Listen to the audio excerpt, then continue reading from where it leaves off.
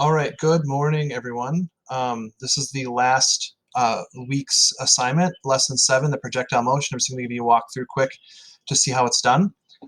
So this is very similar to the lesson 6, of course, with acceleration, except for now that we have 2 dimensions of motion instead of just 1 dimension of motion. So my graphs show the 2 dimensions. I have everything there. So I did the displacement line in the x, and the velocity in the x, and the acceleration in the x, and the displacement in the y, and the velocity in the y, and the acceleration in the y. So I have all that stuff listed out, and I also graphed it. So the graph looks a little busy, but it's not too bad.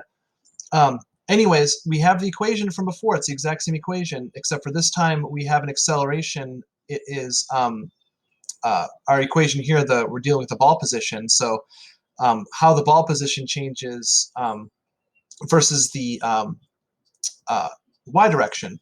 So once again with acceleration, so we need to take into account the initial displacement of the ball and then add that to the initial velocity of the ball times the time plus 1/2 acceleration of the ball times time squared.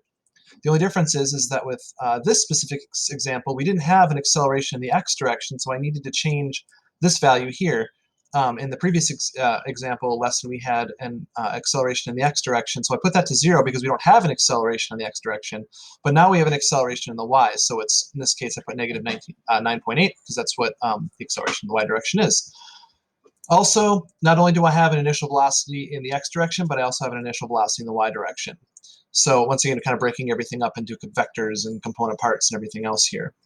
But we can do that with Vpython, which is kind of nice. So anyway, since we don't have an acceleration in the x direction, but I have a velocity in the x direction, it should move with a constant speed but in the x direction, but accelerate downward at negative 9.8. So if I run this program,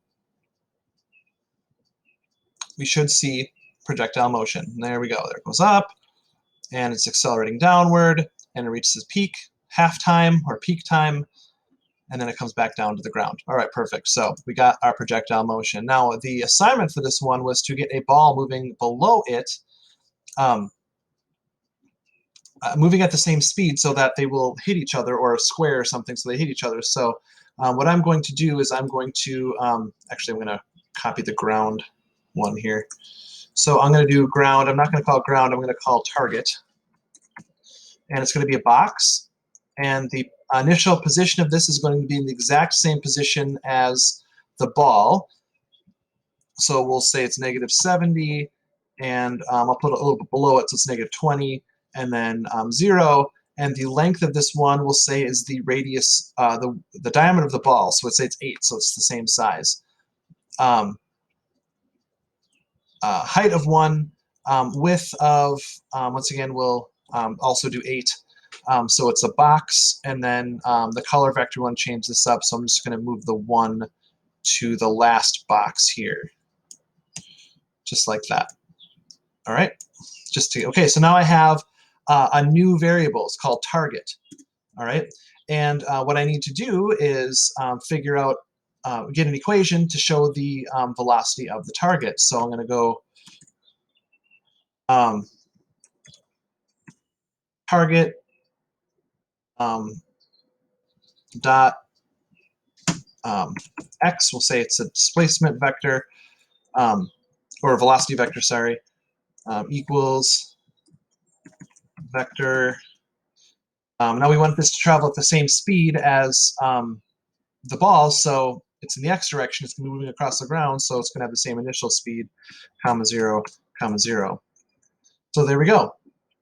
And then I just need an equation down here after my ball, or before, it really doesn't matter, but as long as it's in this while loop somewhere, for the target. So I go target dot position equals, we go back to our initial equation for the target. So once again, target dot position equals the initial, whoops, back here, click on there, there we go. Target dot position plus, get this done before we run out of time, plus target dot v times dt. And if all goes well, we should see this thing move across the ground. I kind of can see it there. It's kind of on the